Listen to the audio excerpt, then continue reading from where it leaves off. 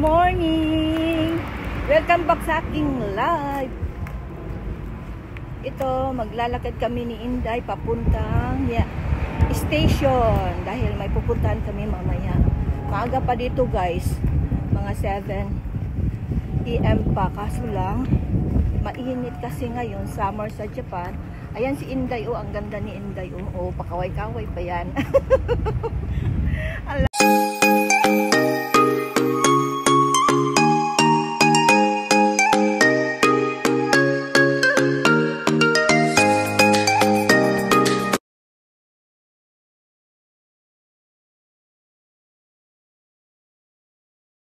Yan, ayan na, sa labas. Ayan guys, andito kami ngayon, naglalakad, exercise. Ito yung view namin dito sa probinsya. Probinsya na to, Day, no? Yes. Ayan. O, talikod ka, Day. Ikaw ang ano ko, model. Ayan si Inday, naglalakad. Jean ang pangalan niya. Mayroon na kaming record dati dito, naglalakad din kami. Pero hapon yun. Ngayon naman, early morning. Sa umaga kami guys, pupunta kami ng station kasi may pupuntahan kami, mamamasyal kami ngayong araw na to. Kaya sabayan nyo kami maglalakad. Tingnan nyo guys yung mga basura namin dito guys. Ano siya, yung nakanet siya para walang nakabox pa. Yan, nakabox. Mga mayaman yung nakabox guys. Ayan kami, lang kami. Oo, ang hitsurang mayaman. Ayan, yan, tingnan nyo yung guys, basura. Nakanit siya, di ba? Para ang purpose niyan, hindi gagalawin ng ibon. Kasi summer dito sa Japan, mayroong ibon na itim na malaki. Ano yun sa English, ha? Hindi ko maintindihan kung ano yun sa English, dahil yung ng ibon dito na itim. Garasu. Garasu. Hindi ko alam kung ano yung sa Pag makakita tayo, ibibideo natin. Kaso lang wala pang lumabas kasi maaga pa eh. Ayan, nasa kami. Gilid ng kalsada. Walking in the morning. Wala pa tayong nadaanan na magagandang bulaklak, Day. Tingnan mo naman dito sa sa mga paligid namin. Napakalinis. Wala man ako nakikita kahit plastic, sigarilyo, pati nila yung agusan ng mga tubig. Napakalinis. Tingnan nyo guys, ang ganda ng mga bahay. Yan, solo na yan, owner. Iba yung itsura ng apartment dito or condominium. Ang condominium dito, ang tinatawag nila is yung special siya sa atin. Condominium sa atin dito sa kanila, mansion, pero walang swimming pool. Kaunti pa lang yung sasakyan, di ba?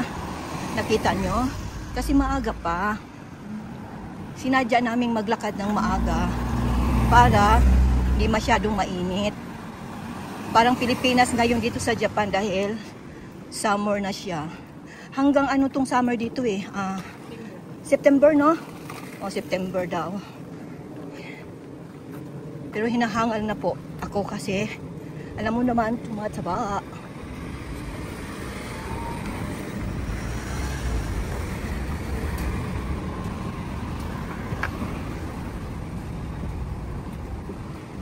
Kaya kami naglakad kasi malapit lang ang bahay nila dito sa station. Hindi tulad sa amin, malayo. Ayan, nakita nyo, nakapayong na kami lahat.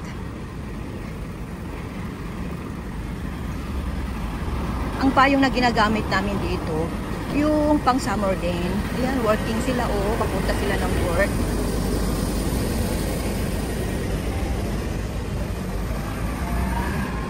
Yan, opening ng work nila guys.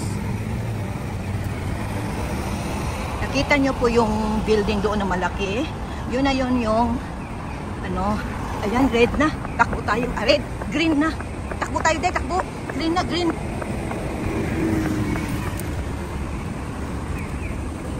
Green. Ibig sabihin, go.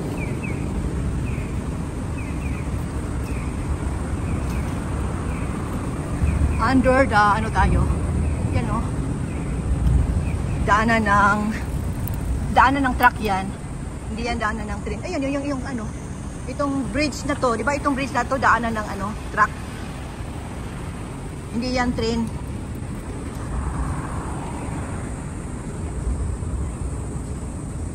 Hinahangal na kami guys kahit malapit lang. Mga ilang minutes ba ang walking? 10? Palagay ko 10. Oh, 10 minutes. Stop muna tayo guys kasi yung sign is red.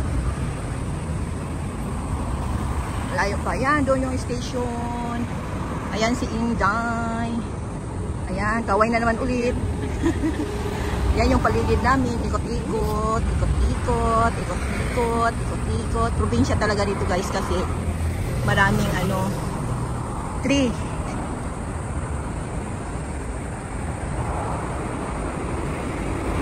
Chit-chat tayo about sa Japan.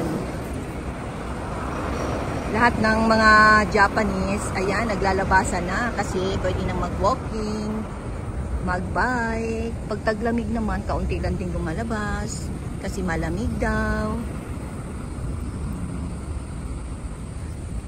Ayan, naka-ano na siya, naka-green.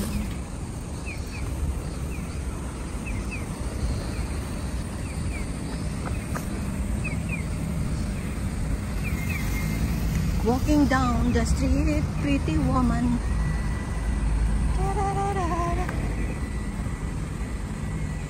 Karamihan ngayon pag summer guys, yung wala masyadong ginagawa na mga Japanese, matatanda, mga bata, nasa beach ngayon. Maganda kayo ng beach doon, no? Ayun na nga, mainit lang. Pero karamihan sa Japanese nagtatambay ngayon sa beach kasi bihira lang ang beach dito eh. July, August, September, 3 months lang.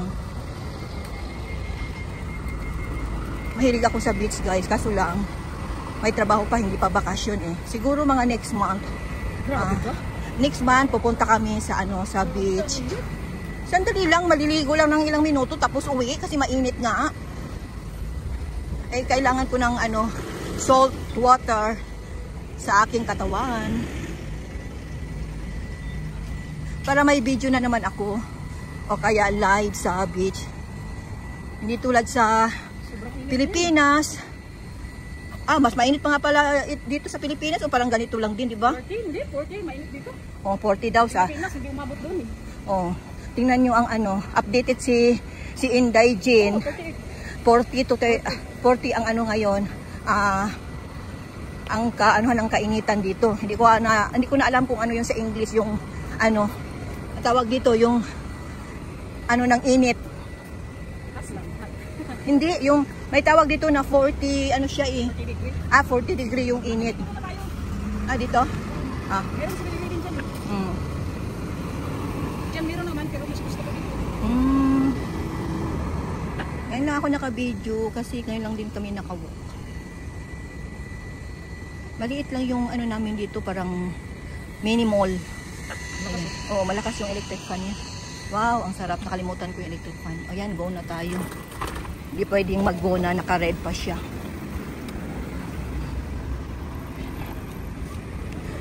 Saan ang 7-Eleven? Di ba dito?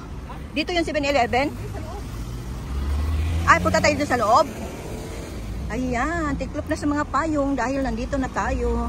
At saka guys, kahit saan ka magpunta dito sa Japan, kahit mga small, mall, tingnan mo yung mga bike nila. Ayan, tsikahan tayo ha. Yung mga bike nila well arranged, hindi mo makikita yung hindi nakalapag. May bayad yan guys, pero hindi naman siya kamahalan. Talagang arrange talaga. Pag ilapag mo lang yan na hindi nakasangit dyan sa tinatali nila na bike, may kukuha dyan na nagmi-maintenance. Gaya ko noon, nilagay ko lang sa gilid kasi nagmamadali ko. Pagbalik ko, nakapasok na siya dito sa mga orange. Then, pag kukunin mo na yung bike, ma-automatic siya na dito siya kukunin, iligay mo banggo mo, tapos ang babayaran mo is 100 yen, ibig sabihin 40 pesos lang ang babayaran mo dito. O tingnan mo ang aga-aga niya, namumulot ng guys, tingnan mo yung konti-konting papel lang, napadpad ng hangin. Wala pa talaga nakaparking dahil sirado pa talaga. Maaga kami. Nasaan na si Inday? Ang bilis. Nakapasok na kaagad sa mall. Open siya sa mga lang yung pupunta ng station. Pero ang mga store is closed pa. Yung iba, 8 AM, magbubukas. Yung iba 9, yung iba 10. Mostly restaurant is 10 dito sa Japan. Sana ba si Inday? Ang bilis. Ay, dito pala siya mag-ano. Ayan, magwi-withdraw siya ng ano, maraming pera. Magsa-shopping si Inday at ililibre niya ako ngayon. Wow! Ganyan lang kasimple ang buhay namin, guys. Withdraw, window shopping, pag may magustuhan, pag wala, wala rin. ATM pala si Inday. Tapos kung gusto mong ano, magpa-picture ng ID, may mga size-size siya, guys. Ang babayaran mo is nasa 500 yata ito. Ilang piraso na picture. Tapos ito, makikita mo yan kung saan-saan dito sa gilid ng mga store. Sa mall, mayroon din sa itaas. Bawat floor may ganyan eh. Masarap kaya yan, guys. Kahit naka ano siya, naka bendy. Ano, bendy machine siya eh. Ayan, close pa, guys. Ayan, sabi niya, close pa. Hindi pa nagbubukas yung ATM. Maaga pa kasi. O, try mo 7-Eleven dito. Pasok tayo 7-Eleven. Ayan, naka 12 hours na tayo. Oh. Ayan. Oh. 12 minutes? Oh, 12 minutes pala, 12 hours. Ang sarap ng ice cream. Pero, di pa ako nagkape, guys. Alam niyo pa. Kasi nga, maagang usapan namin magwo-walk. Siguro may nakita na kayo sa isa sa mga videos ko ngayon. Noon na may mga view na ganito. Ano to? Updated for 2025. Ayan, may mga train na siya, guys. Maaga ang train dito. Nasa mga 5. Umaandar na siya. Siguro nasa mga ano na yun, 8. Kasi maaga pa eh. Tapos na kayong post office ngayon? Post office, hindi ko alam. Ito, guys, dahil magpapaalam na tayo, guys. Ayan, mahaba na yung video ko. Thank you for watching. Ayan, magpaalam na tayo, guys.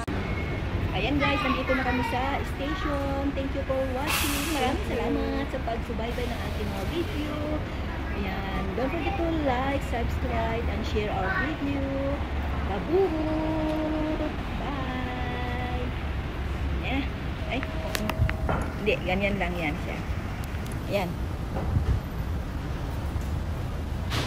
Bye-bye, bye-bye, guys!